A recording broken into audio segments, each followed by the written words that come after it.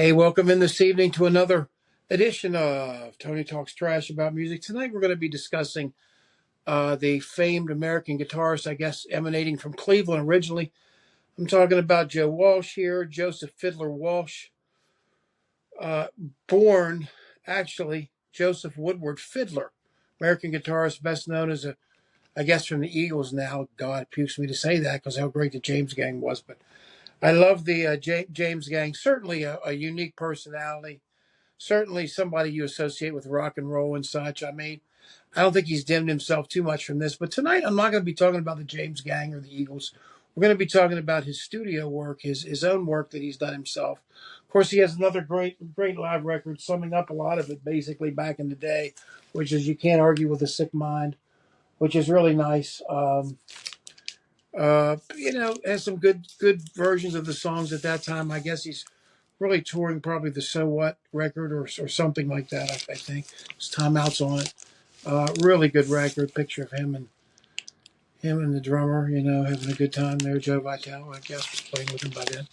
But yeah, man, with going on through the James Gang and then on through Barnstorm, the beginning of that, and then taken from Barnstorm going forward through and his solo career, which was kind of a comical, drunken kind of affair. And there's much evidence out there about his drug abuse and his problems that he had and his rampant affairs and his drinking and his really being out of it, to his own admission for many, many years. And so likewise, I think his solo career kind of reflects the years which that went down. There are a lot of records that he put out that I think are surprisingly good. And when you look at him and you look at all the success that James Gang had, they really had it when it was going on in 71 and stuff. But 73, I guess, is when he first started moving with that. And I guess the Eagles kind of picked up with him, Life in the Fast Lane stuff, and some of these other tracks that they had. And so he really had a lot of influence here with lots of stuff. You talk about his discography, I'm talking about everything from the Barnstorm thing up through Analog Man, which I guess is his last studio record that he had. So the way that I can see this is I see that there's 11 records.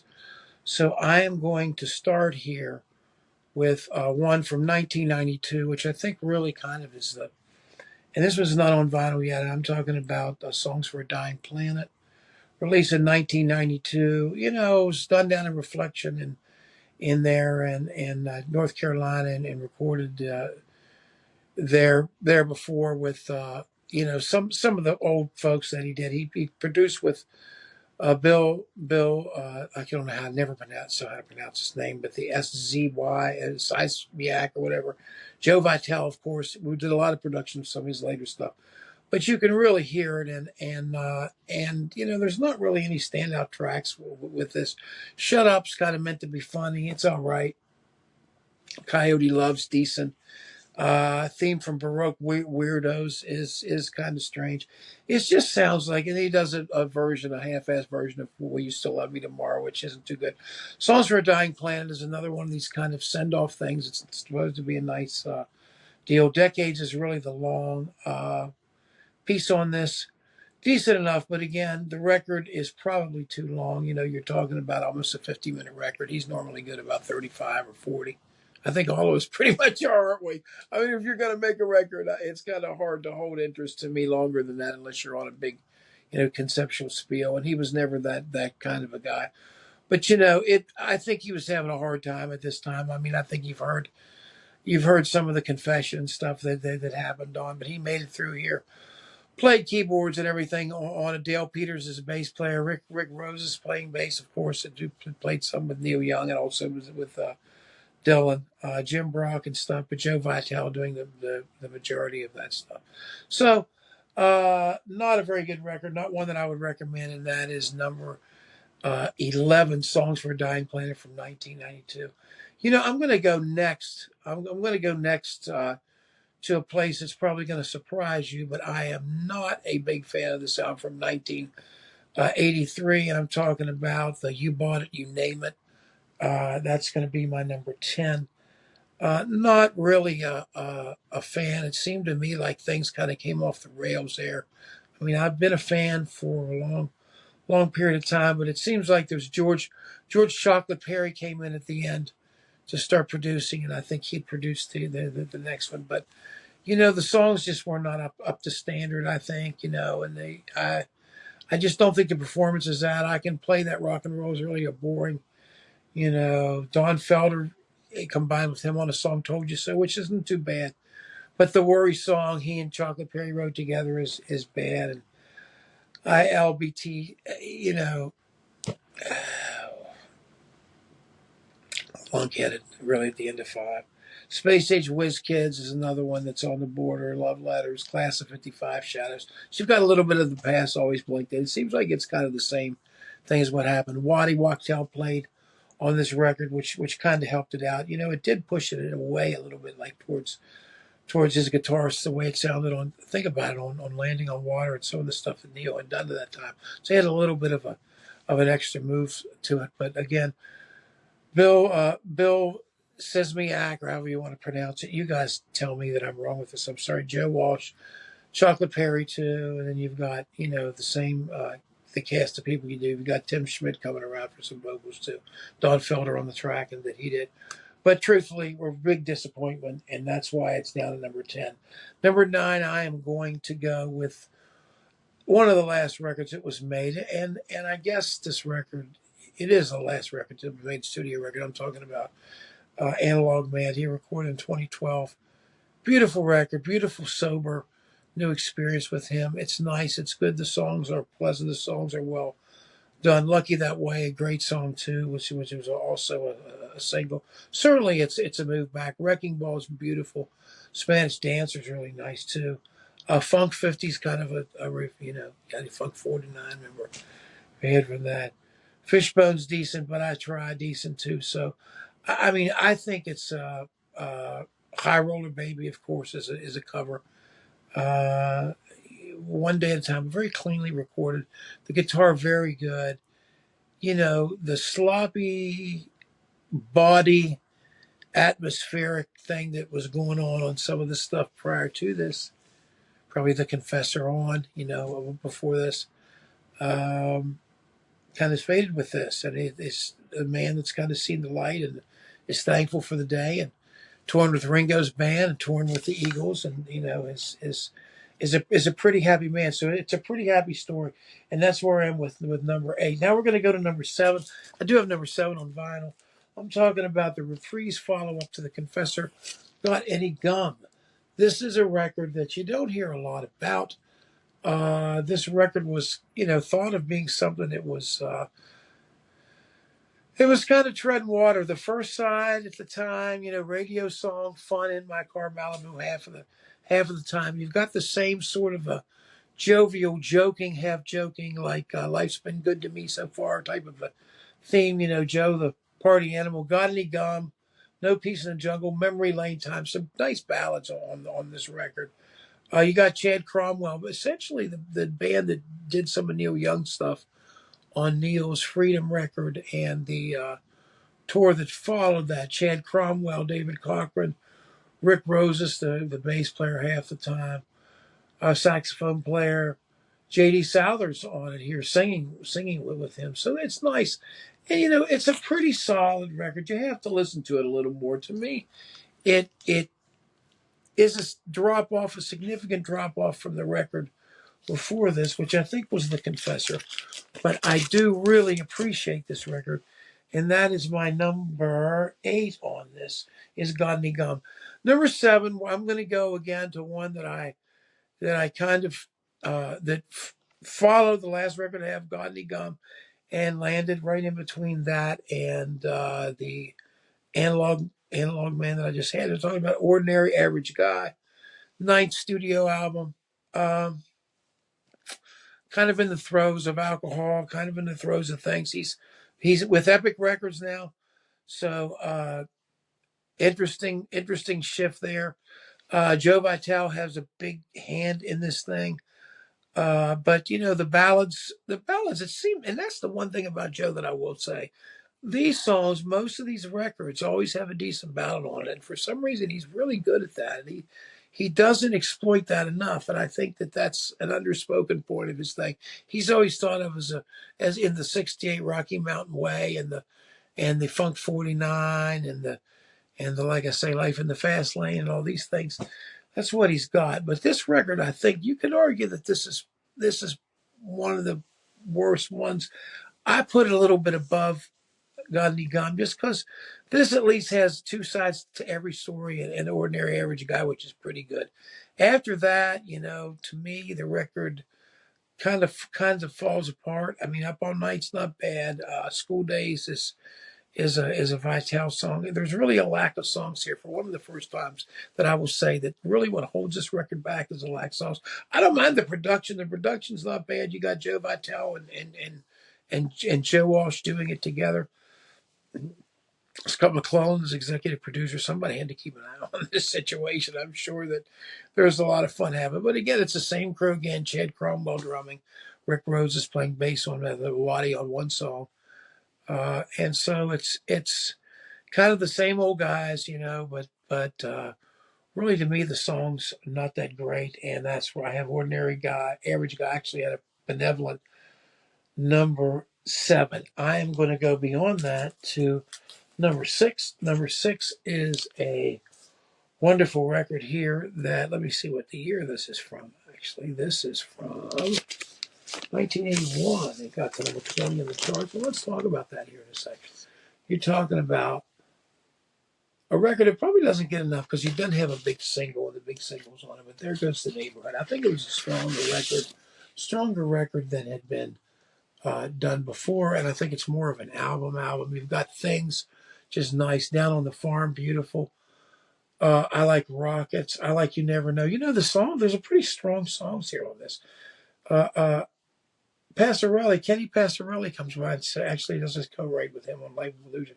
But most of the band is Vital Felder. Bobby Mayo is on this a little bit. Chocolate Perry's playing bass on this, so he's good from producer to that. Tim Schmidt comes back and sings, but a lot of it's Joe, and a lot of it's Joe and Joe the same way, which has been the whole way. And really, when they look back, they're really cohorts in a lot of this stuff. Joe Vitel's been there hand in hand with Joe during the great part of this. Again, I love Life of Illusion. I think this is great. I think this record is very strong, and because it doesn't have singles, and it's 1981. Let's talk about the chart positioning here before we go any further. I think we're now at number 6. We are halfway. We're halfway through this. I think maybe even better, huh? But that's halfway through with this. Let's talk about the chart position we had. You think about what Joe did. Joe had with this. We talk about his records that he had here on his own. Barnstorm got the 79 chart success in the U.S. Nothing else there. Smoker You Drink, big record. I thought big record, number 6 around here. I really dug that. You started to hear the bands play Rocky Mountain Way. You started to hear those bands play those songs. It was such a strong record, strong presence too. ABC did very good placement on that. Then there's a great So What, number 11, gold record. But seriously, folks, following that up with the big Life's Been Good, number 8, and then There Goes the Neighborhood. Why don't you name it? The Confessor. Why don't you name it 48, Neighborhood 20, Confessor 65, Got Any Gum, An Ordinary Average Guy, about faded out there from 113, 112, and then Analog Man was a comeback. Songs Were Dying Plan did not chart. And there was some Australian action with So What, Seriously, folks, There Goes the Neighborhood, but surprisingly not a lot of international action with Joe Walsh. So Joe Walsh is not really known outside of the States. Doesn't appear to have as big, obviously with the Eagles, yes, he is now. But I'm saying that this chart positions of his records went nowhere. But seriously, folks, went to 16 in the UK, and so did Analog Man at number 53. Let's go now to number 5, and one of the ones I've always loved. And I know it's kind of messed up. It's kind of messed up within the songs, Have You Got a Problem? Da, da, da, da. I love that. I Broke My Leg, which is kind of funny. It's a funny song to me. Bubbles, always love it. Yeah, does it sound like he's drunk? Slow Dance, a nice ballad. 15 Years, a little bit much. The Confessor, though, Rosewood Bitters, Dear John is a beautiful synthesizer thing. It sounds real almost Todd Rundgren-ish, you know. I think it's a really great record and a very underrated record. I think that I just think it's artistically pretty deep, and that's the reason why I think that it may have missed. Of course, it's on Full Moon, the same thing that did Fogelberg, the same label that had Chicago and the same places up in Colorado. They were getting him going, and they should have. It's a great record. I mean, I think Confessor is an underrated record, and that one was from 1985. And once again, one of those records where you hear that tick tick tick, this fake, those syndrome things, or Linn drums, or whatever they were using on that. I had a set of Roland ones that could get the same sounds. I still got it on a pan over here on my console, but just not looking for that sound now. But yeah, we can stretch things out sometimes. But anyway, that was the Confessor, and that was my number 5. Number 4, we're gonna go, yes, to the one that was the big one here, and you're talking about Life's Been Good to Me So Far, the Underground Picnic here. But seriously, folks, Joe Walsh, or Wash, as we used to say. Cut out version of this, as you can see. Everybody had this record growing up. I mean, this was a pretty big one. You had it, and that was it. And I'll tell you though, better songs than just that. I mean, Over and Over is pretty good. Indian Summer I love. At the Station's pretty good too. Inner Tube I like. Theme from Boat Weirdos I actually like that too. Tomorrow's not bad too. So I mean, you got Jay Ferguson coming in. The guy from JoJo Gunn is the keyboard player. He's coming on this and adding a little bit to it. Willie Weeks has slid into the bass player part, and Joey Murkia, the second guitar. And you've got a bunch of guest people. You've got the Eagles guys on this stuff now. It's about the time that he came. Again, Bill Sismiak again for Pandora, did the production on it. And what a huge, as you could hear from my presentations before, huge international record. It's not international, but the only one really to do any kind of register anywhere else. And because the song Life's Been Good, it wasn't a hit. But it is somewhat shocking to me that there's not more of an international presence. Now the Eagles may change that. And the Eagles may be. I'm not studying Eagles, and I'm not doing an Eagles countdown on this. I'm sorry. You guys probably know that. Anyway, they've got enough coverage from people that really know what's going on than me, that's for sure. All right, let's walk down here to number 3, and I'm talking about the one that really heavily got the ball rolling. Let's look about the Out of Control Snoopy and the Red Baron cover. The smoker you drink, the player you get. You're like, what the hell? And then you turn around and you get this beautiful, looks like an old carnival poster type cover, which ABC just did up right. Rocky Grace there, Kenny Passarelli, and of course Joe Vitale. Bookends, Happy Ways, Meadows. What a great song, Meadows. Dreams. Days Gone By, Daydream Prayer. This was a great one. This is one you played beginning to end. This is one that everybody had in their 8-track player or their cassette player growing up. This is a staple. Joe Walsh again and Bill S. producing this as well. Jimmy Wachtel actually did the thanks. Joe Lala actually worked as a session man on this. He said percussion for cash. That's funny. Didn't see that. And you got the picture in here. Look at the big thing of JoJo, man. Joe is the solo artist now, buddy. It's no longer the James Gang, is it? You're talking solo project. Beautiful inside design. It's the whole man standing there. Joe Vitale looking up at you like he's saying, well, what did you say? Just a great, Rocky Mountain Way, of course, being the staple. And, I can't even tell you so much. Rocky Mountain Way is one of those songs that kind of, the way the groove's set up, just kind of made it bounce through to everything for me. I mean, I've had so many from that 6/8 groove. And I know they didn't write the 6/8 grooves. They wrote House Blues, I guess, and that type of thing. They're so easy to do polyrhythmic things against that, and that's like such a good base for so many things. So you have to give it to him, man. That was a mammoth record. And I'm going to go with number two and probably surprise you with my number two pick. My number two pick is going to be also produced by Bill S., but about the early Barnstorm. This is kind of a nice feeling out your way. You know, how do I describe Barnstorm? Well, how about the early Wings records for Paul McCartney? You're kind of finding your way, and this is kind of what this was. And you had the beautiful version of Turn to Stone, which I actually like better on this than I did that. But Bird Call Morning, a little bit more folky, 1-in-1. Here we go. But this is a great record here. Another one that was released on ABC at the time. Barnstorm actually put out on Joe Walsh. This is actually probably a reissue of it. Originally it was just Barnstorm, but here's the inside of it. I can put it the right way so you can see it. Okay. Yeah, something else, huh? But anyway, yeah, great songs. I mean, this is a different time period, different band. Midnight Visitor, really 1-in-1, and this would be another one. I think about these records like What Was Lost. If you think about this record, there's a whole other direction or part of this record that really didn't continue following this. And Kenny Passarelli was on this, Joe Walsh, Joe Vitale.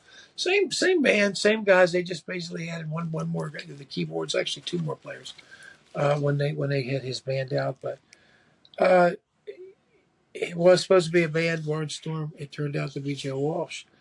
And the rawness of it is just a nice jumping off place of the James Gang. We'll talk about the James Gang maybe for a short one at another point, but that is my number two. And that only leaves one. And you know what that one is? That one is, surprisingly, a personal fave to me because it just brings back memories of my life when it was out. I'm talking about So What. A lot of people happened upon this through the Columbia Record Club or whatever, I'm telling you. But again, you're talking about producer Joe Walsh for the first time, Sean Strawmich, additional production by Bill S., all songs written by Joe Walsh. Welcome to the club. The body, welcome to the club. The nice, loose. You know, you can look at the picture on here and tell he still had his wits about him. He was still a badass from Cleveland, just wielding his guitar. Falling Down. Now, he did steal that. I hate to say this, but this record came out right after Neil Young did an acoustic tour in 1984 where he did a song. Good looking Mel is into politics now. It's pushed it over the edge. Falling down, falling down. Number two song, Falling Down here, which kind of might have been a coincidence, man, but it's. I like what he did with it. I love the song. I love the song that he did too. The Pavane and the Sleeping Beauty is kind of an interesting little thing. And then you get Time Out, which is beautiful. All Night Laundromat, it's all right. It's kind of a dick go around. Turn to Stone, though, comes in. Help Me Through the Night's a beautiful song at the end. And then I think one of the centerpieces of the whole thing, County Fair, is just a beautiful with that minor major thing about the puzzle, putting together the pieces of the puzzle. And it's just a beautiful record. Song for Emma, too, finishes it off. And I think it's really, really, really great. And hooray for Joe. I think Joe, you know, for me, Joe's the reason why, if any, that I would even tolerate the Eagles. But I'm not even going to go to see that for that. It's a shame. I don't know if he still goes out himself as not. I remember a couple of times he came and did the club circuit through the 90s. I think it was Analog Man, maybe it was before that. But it was Songs for a Dying Planet or something, or after that. But I know he came through, and I just love this period. This period of time, to me, a lot of is of my youth. So that's my personal favorite one. Do me a favor and tell me what your guys' personal favorite one is in this Joe Walsh situation. I know it's kind of hard to ply him now, and he's kind of almost stepped back from the spotlight as an entertainer. He prefers really the Eagles, and then he goes out with Ringo sometimes. I know he was out the one with Todd and those guys, and I know he's related to Ringo, too, now. I think he's related by marriage or somehow. But anyway, thank you guys for tuning in. Please do me a favor. Hit that like button. You can do us a lot of help by just taking the time to do that. I really appreciate that. Not going to hurt anybody, not going to cost anybody anything. I really would appreciate you too if you wanted to subscribe to this. That would always help us out here. Jay and I are getting ready to go. You may be hearing some new bumpers by the time of this time. I don't know. Jay and I are getting ready to get this record together. I'm putting out for master at the end of this week, so we'll start to feature some of those songs sometimes. You get to hear some of those, and maybe we'll do a program or two about that before it comes out. Kind of special to us. We worked on it for a long time. I'm ready to actually move on to something else. I always get that way. After I'm done, I get burnt out on stuff. But thanks a lot for About Joe Walsh. Let me know your thoughts down below. Please let me know anything you have to say. We certainly love you here and want and appreciate you being along for the ride, dudes. So you guys take care, and we'll see you next time.